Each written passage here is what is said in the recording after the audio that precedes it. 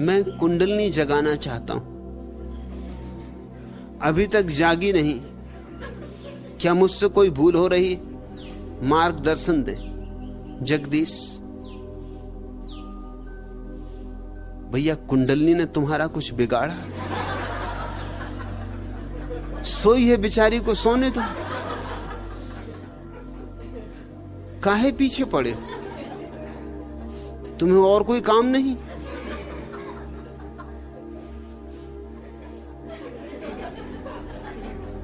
कुंडलनी क्यों जगाना चाहते हो? फिर जग जाए तो फिर आके कहोगे कब इसे सुलाओ। कब ये कुंडलनी जग गई, अब ये चैन नहीं लेने देती।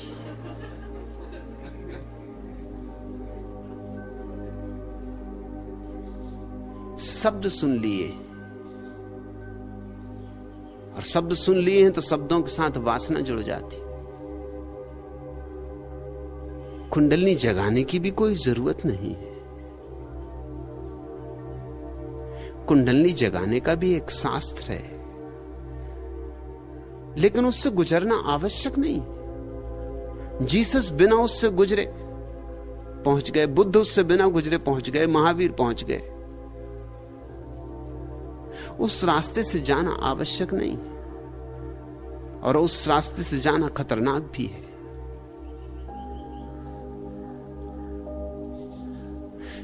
क्योंकि शरीर की प्रसुप्त शक्तियों को छेड़ना खतरे से खाली नहीं। अच्छा तो यह है कि उन्हें बिना छेड़े गुजर जाओ।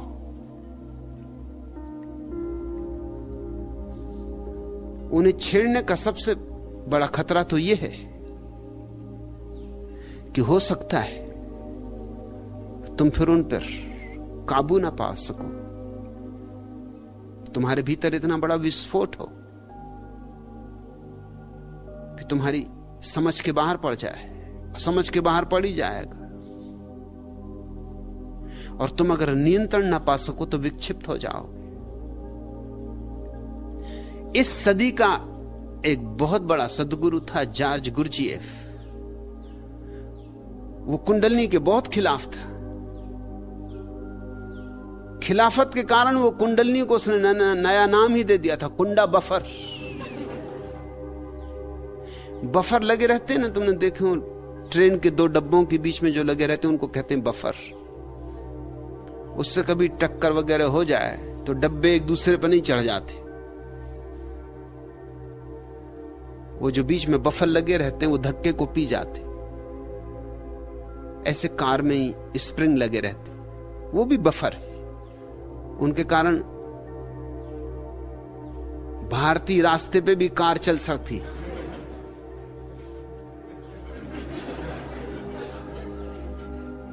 नहीं तो पूना से बंबई ही नहीं पहुंच सकते, और दूर की तो बात छोड़ो।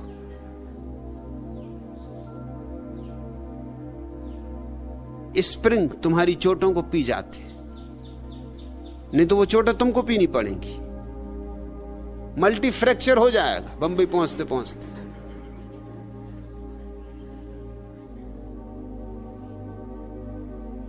उतरोगे नीचे तो घर के लोग ही नहीं पहचान पाएंगे कि तुम ही हो।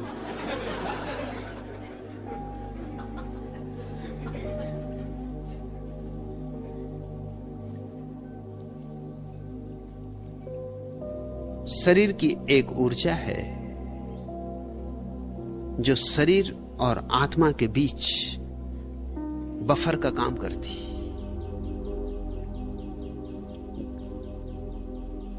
नहीं तो शरीर के भीतर आत्मा का रहना मुश्किल हो जाए, असंभव हो जाए। उस ऊर्जा की एक परत तुम्हारी आत्मा को घेरे हुए है। तुम्हारी आत्मा और शरीर के बीच में उस ऊर्जा की एक परत है। इसलिए शरीर को लगी चोटें आत्मा तक नहीं पहुंचती। इसलिए शरीर जवान हो, बूढ़ा हो, जिए मरे, कोई घटना आत्मा तक नहीं पहुंचती। गुरजेफ ने शब्द ठीक चुना था, कुंडा वफर।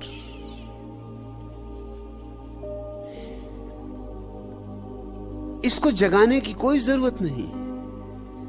इसका काम भली भांति हो रहा है। इसे जगा के भी स्वयं तक पहुंचा जा सकता है, लेकिन वो नाहक की झंझटें मोल लेनी। वो ऐसे जैसे वो कान अपना उल्टे घूम के सिर के पीछे से पकड़ने की कोशिश करे, कोई प्रयोजन नहीं।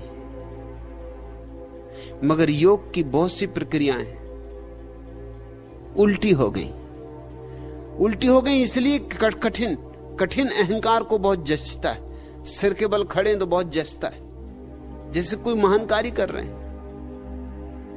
सिर्फ बुद्धू मालूम पड़ते हैं, मगर सिर के बल खड़े तो महान कार्य कर रहे हैं, शीर्षासन कर रहे हैं, शरीर को इर्छा तिरछा कर रहे हैं, शरीर को ऐसा आड़ा तिरछा कर रहे हैं कि कोई दूसरा न कर सके, और दूसरे न कर सके क्योंकि इसके लिए अभ्यास चाहिए।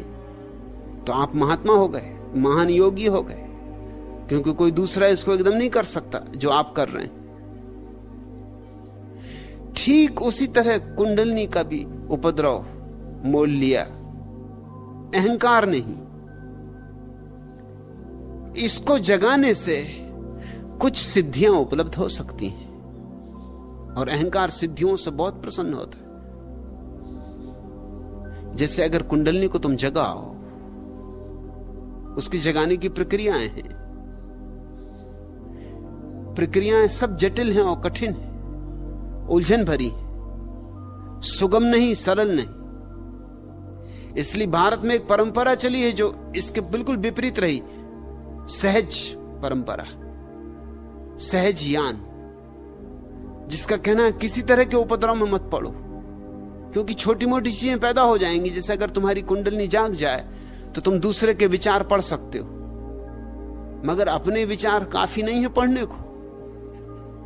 अब दूसरे की खोपड़ी का कचरा तुम पढ़ोगे, उससे क्या मिलने वाला? अपनी खोपड़ी में ही काफी भरा है, इससे तो निपट नहीं पा रहे हो कि अब दूसरों के विचार पढ़ोगे।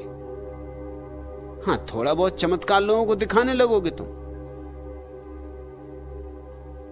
जैसे कोई आया और उसने पूछे नहीं कि समय कितना, और तुमने बता दिया कि 9:30 बजे, तो वो चौंके गए एकदम, क्योंकि पूछने आया था कि कितना बजा है। मगर इसका सार क्या है? पूछ ही लेने देते, क्या बिगड़ रहा था? इसके लिए कुंडलिनी जगाई, और कुंडलिनी जगाने में वर्षों लगेंगे, और ये काम तो क्षण भर में हो जाता। उसको पूछना था तो पूछ लेता। रामकृष्ण के पास एक आदमी आया जिसकी कुंडलिनी जग गई थी। वो बोला कि मैं पानी पे चल लेता हूं। कुंडलिनी जग जाए तो पानी पे चलने की संभावना है, क्योंकि कुंडलिनी तुम्हें पृथ्वी के गुरुत्वाकर्षण से तोड़ दे सकती, मगर खतरे भी हैं उसके, क्योंकि पृथ्वी के गुरुत्वाकर्षण से टूट गए तो तुम्हारे शरीर की बहुत सी प्रक्रियाएं अस्त व्यस्त हो जाएंगी, जो कि गुरुत्वाकर्षण से बंधे होने के कारण ही व्यवस्थित है। वो आदमी पानी पे चल लेता था। उसने रामकृष्ण को आते से चुनौती दी कि तुम बड़े परमहंस, लोग कहते महात्मा, अगर हो महात्मा तो आओ, चलो गंगा पर, मैं पानी पे चल सकता हूं। रामकृष्ण ने कहा कि बहुत बढ़िया। कितना समय लगा पानी पे चलना सीखने में? उसने कहा 18 साल लगे। रामकृष्ण ने कहा हद हो गई, मुझे तो जब उस पार जाना होता 2 पैसे में पार चला जाता। 2 पैसे का काम 18 साल में तुमने किया, और ऐसे मुझे ज्यादा जाना भी नहीं पड़ता, कभी 4-6 महीने में एक दफा। तो साल में समझो कि एक 4 पैसे का खर्चा है, 18 साल में समझ लो कि 1 रुपये का खर्चा है। 1 रुपये के पीछे 18 साल गंवा दिए। भैया तू होश में है? और पानी पे चल के करेगा क्या? सब घूम फिर के फिर यहीं आ जाएगा।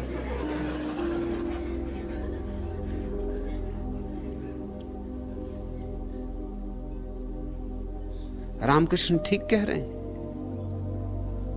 मगर वो आदमी अकड़ से भरा हुआ था, वो अहंकार से भरा हुआ था। अब जगदीश तुम्हें क्या फिक्र पड़ी? कहते कुंडलिनी जगाना चाहता हूं। कुंडलनी तुम्हें सिद्धि देगी, ये तो सिर्फ एक संभावना है। ज्यादा संभावना तो यह है कि विक्षिप्तता देगी। इसलिए तुम अनेक साधु सन्यासियों को पागल होते देखोगे। और पागल हो जाने का कारण क्या होता है? उन्होंने जीवन का जो सहज क्रम है उसको तोड़ दिया। जो ऊर्जा किसी और काम के लिए बनी थी उसको उन्होंने मस्तिष्क पे चढ़ा लिया। कुंडलनी जगने का अर्थ होता है कि जो ऊर्जा तुम्हारे काम केंद्र पर सोई हुई है उसे उठा के मस्तिष्क में चढ़ा लो। यह खतरनाक धंधा है, क्योंकि खोपड़ी में वैसे ही काफी उपद्रव मचा हुआ है, वहीं तो तुम्हारा पागल खाना है, और काम ऊर्जा को भी वहां ले जाओ तो तुम विक्षिप्त हो सकते हो। कुंडलनी जगाने वाले अधिक लोग विक्षिप्तता में पहुंच जाते हैं। मस्तिष्क फटा पड़ता है क्योंकि ऊर्जा संभाले नहीं संभलती, और ऊर्जा इस हालत में ले आती कि फिर संगत असंगत कुछ भी नहीं सूझता। मुझे ऐसे कई लोगों को मिलाया गया है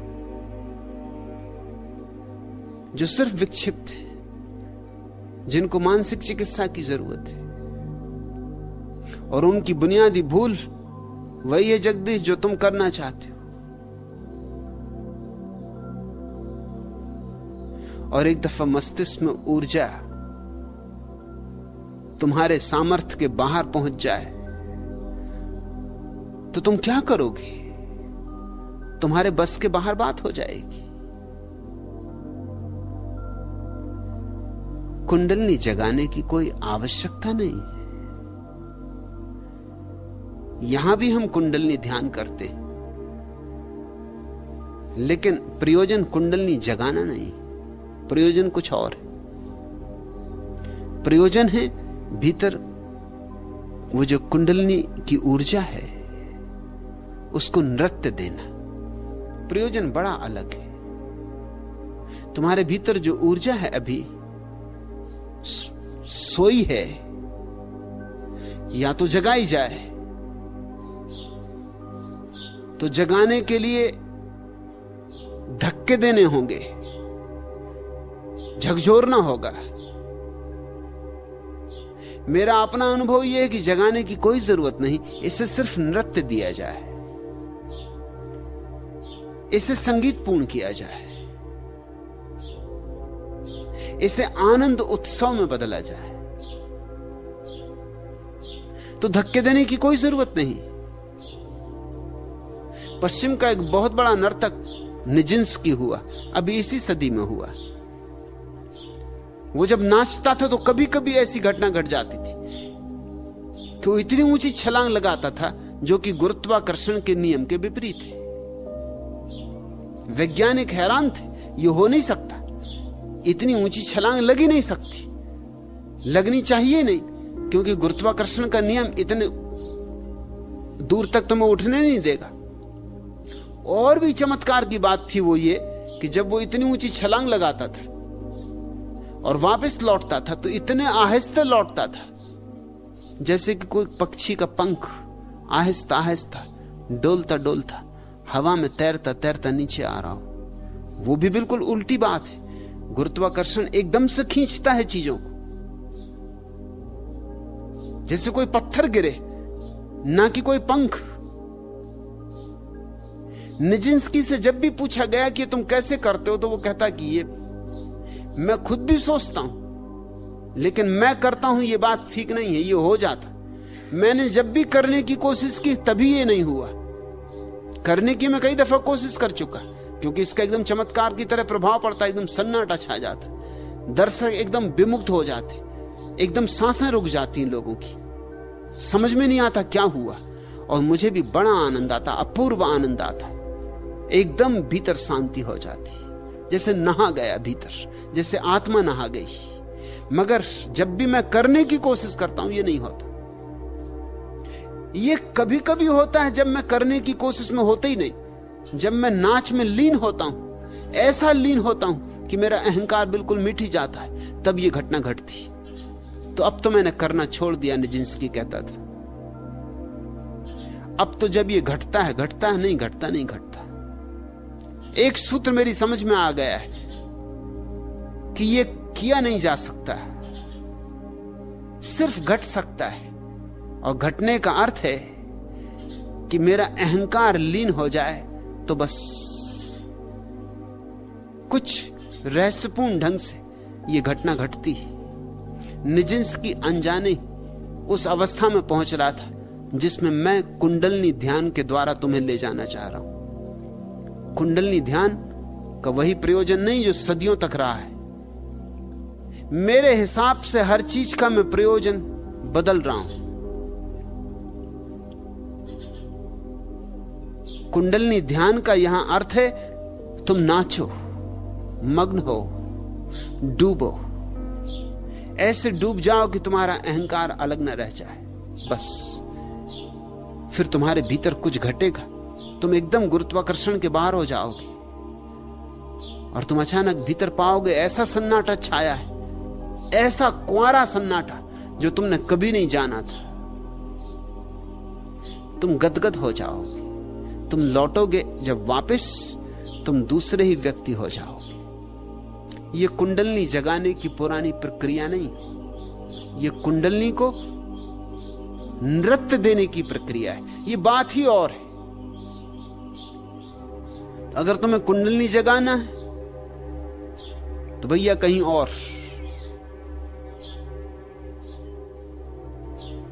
अगर कुंडलनी को नृत्य देना है तो यहां यह घटना घट सकती है और फासले बहुत है।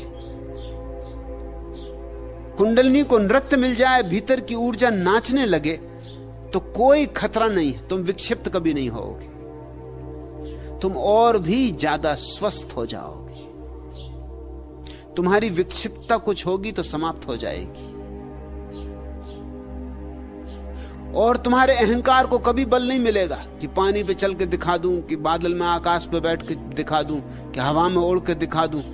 क्योंकि अहंकार मिटेगा तभी ये नृत्य होगा और जब भी अहंकार वापस लौटेगा तुम ये कर ही नहीं पाओगे। ये तुम्हारे अहंकार के बस में नहीं होने वाली बात।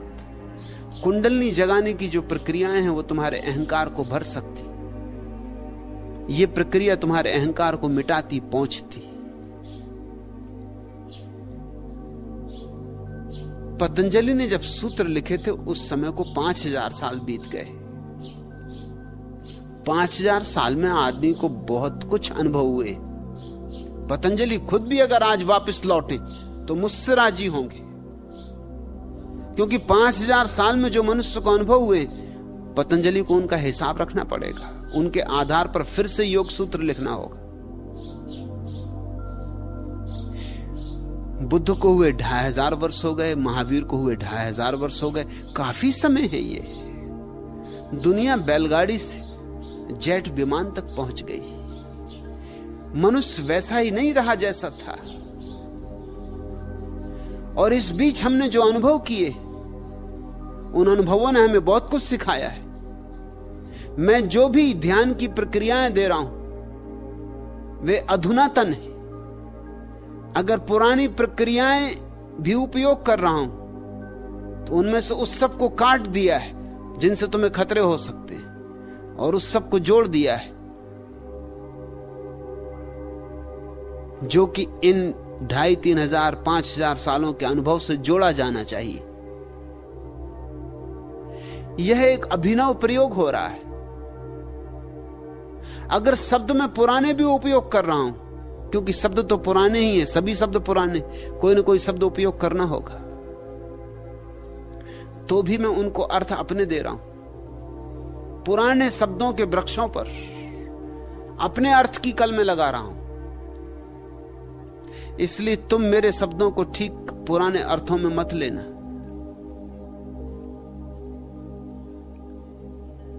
नहीं तो तुम मुझे नहीं समझ पाओगे, तुम कुछ का कुछ समझ लोगे।